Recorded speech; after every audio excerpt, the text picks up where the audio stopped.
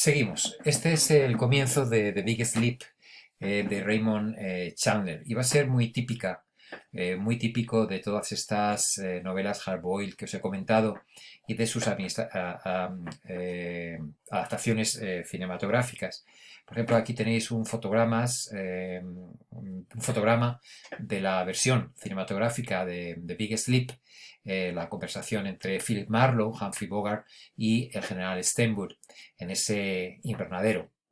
Podéis ver la escena completa si tenemos suerte de volver a tener clase en el futuro, que espero que sí, e incluso la podemos ver juntos, pero podéis acceder a ella en YouTube. Si tecleáis The Big Sleep Opening Scene, pues ahí tenéis este primer encuentro entre Humphrey Bogart y el general Stenwood. Hay otras películas que nos sirven de ejemplo muy claro para ver qué papel juega el crimen en estas novelas y estas películas. Os voy a mencionar simplemente dos. Una de 1955, que tenéis aquí a la izquierda, llamada Kiss Me Deadly. Era una adaptación muy libre de una novela de un autor de novela hardboiled muy famoso que ya hemos mencionado, que se llama Mickey Spillane. Aquí de nuevo tenemos una especie de MacGuffin, hay un objeto, una caja, que todo el mundo parece buscar. La búsqueda de esta caja es me parece, va sembrando de cadáveres, de violencia, de sobornos, chantajes, intimidaciones, tortura, toda la trama de la historia. Al final, el contenido de la caja es mucho más espectacular de lo que se pensaba y es un elemento lo suficientemente potente para recrear perfectamente esa idea de que el crimen ya lo es todo, de que la corrupción ha llegado a un límite tal que es totalmente imposible de solucionar. Es una película muy interesante. Pero cuando se habla de el escenario criminal como escenario de corrupción, como escenario sin esperanza, efectivamente el gran referente es la película de Roman Polanski de 1974 con el título de Chinatown. La tenéis en Studium, tenéis el final de esta película en Studium.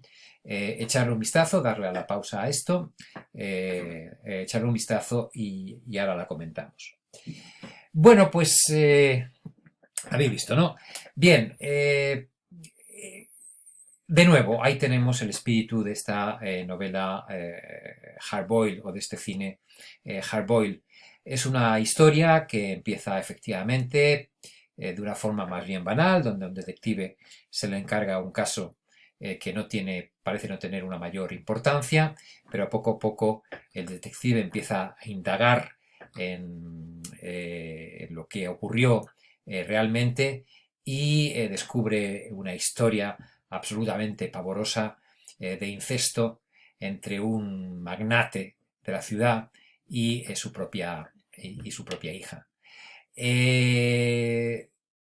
Ha rastreado, ha intentado solucionar el problema, ha intentado que este magnate pague de alguna manera su culpa, pero al final su intento, como podéis ver en la escena final, pues es un intento inútil.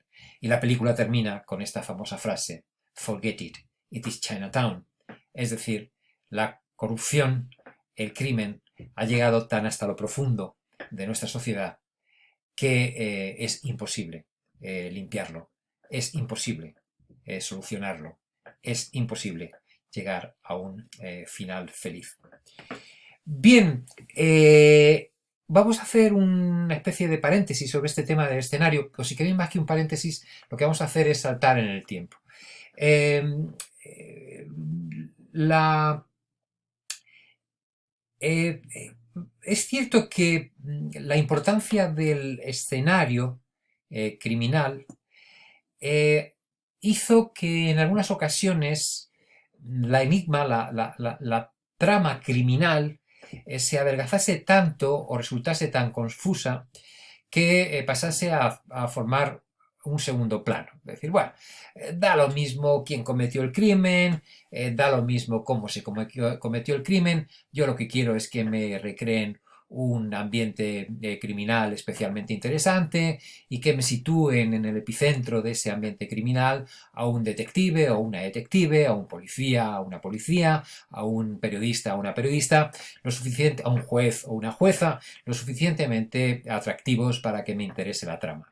Bueno, yo creo que debemos superar esa idea y yo particularmente valoro hoy en día sobre todo las novelas que han entendido que ningún elemento de la trama criminal debe ser menor.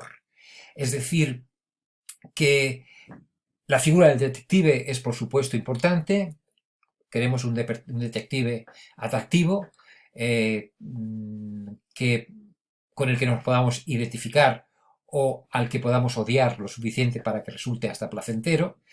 Necesitamos un escenario bien recreado, bien construido, y necesitamos un crimen que tenga también sentido, un crimen cuya resolución nos llame la atención, cuya complejidad pues nos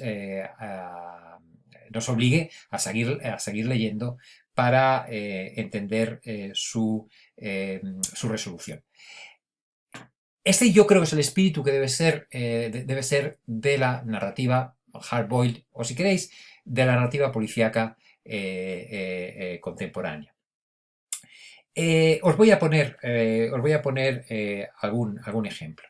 Por ejemplo, una serie de televisión que yo os recomiendo muchísimo, que se llama The Wire. Si queréis, os paso un articulillo que yo escribí sobre ella.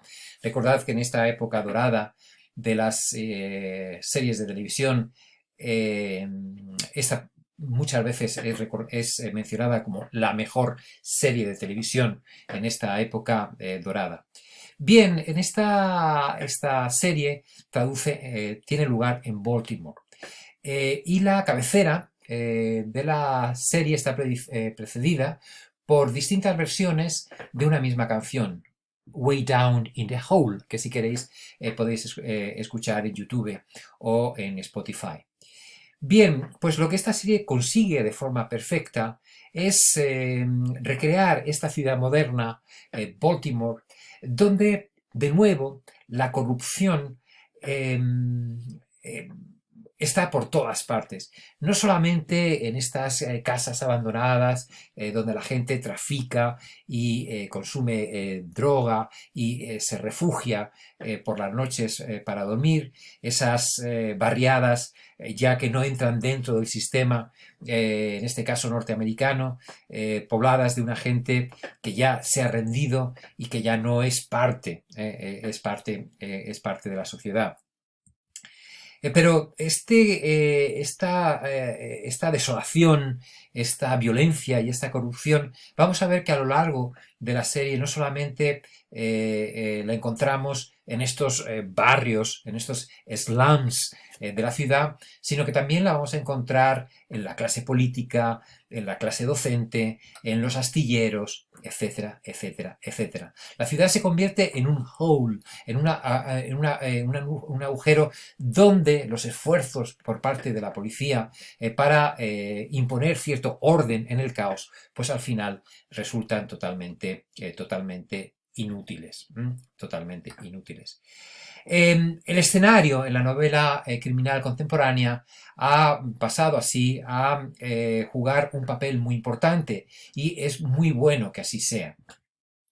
Hemos hablado ya del Nordic Noir, un tipo de novelas policíacas que llegaron del norte de Europa, de los países escandinavos, que en un momento determinado, ya veremos cómo, van a rescatar a la novela hard-boiled de un cierto marasmo en el que yo creo que habían caído. En El hombre sonriente, de Henning Mankell, se habla de este escenario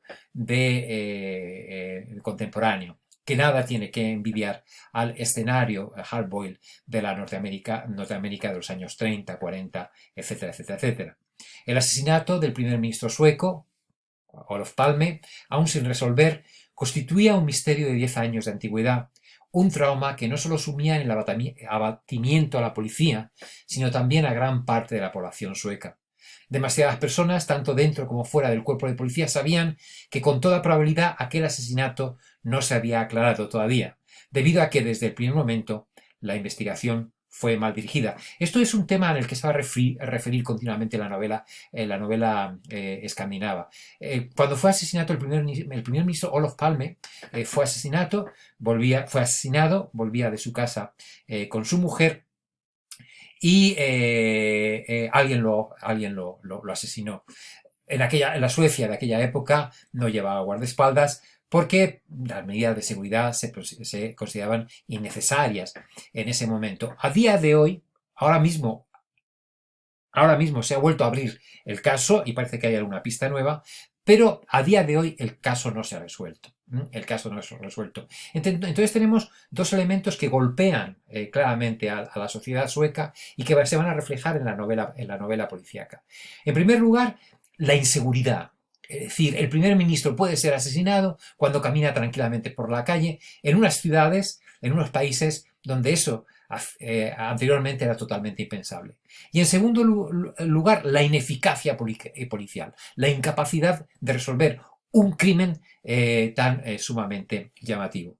Henning Menkel y otros autores suecos abundan continuamente en este tema. Ya hemos leído, por ejemplo, este comienzo de dos de los grandes renovadores de la novela sueca que tenéis aquí. Si tenéis curiosidad por leer una magnífica novela insertada dentro de esta escuela que llamamos Nordic Noir, por favor, leeros Rosanna de estos dos autores. El escenario, volvemos. Otra vez volvemos a Wallander. Wallander se preguntó con desconsuelo en qué mundo estaban viviendo. Un mundo donde la gente joven intentaba quitarse la vida de algún modo. Decidió que en ese momento estaban sumergidos en una época que se podría llamar el tiempo de los fracasos. Suecia se derrumbaba alrededor de él. Y así, yo creo que esto se ve claramente, lo hemos visto en The Wire, pero se ve en casi todas las series policíacas contemporáneas, lo muchísimo que cuidan la imagen, lo mucho que cuidan el escenario donde transcurre la acción. Ya os he comentado una de mis favoritas, que es la versión de la BBC de la serie Wallander, la versión de El Puente, me parece también magnífica, True Detective. Es una serie, sobre todo la primera temporada, es una serie estupenda. Y esto ya se ha logrado también traspasar en este caso, al cine español, donde La Isla Mínima es una película absolutamente fantástica, una película policíaca. La Isla Mínima utiliza perfectamente el escenario como un elemento protagónico más de la trama. El calor, la lluvia, las marismas del Guadalquivir, convertidas en una especie de puzzle que nos anuncia que nos vamos a meter en un crimen, en una trama de la que muy difícilmente vamos a poder salir. Bueno, y a continuación tendríamos ya el escenario del crimen, nos faltaría hablar del tercer elemento tan característico de las novelas hardboiled, ahí estaríamos hablando del detective, pero eso lo vamos a dejar ya para la próxima semana. Como siempre, espero vuestras preguntas, vuestros comentarios, ahí tenemos Studium para comunicarnos, espero que sigáis todos muy bien. A por ello. Un beso para todos.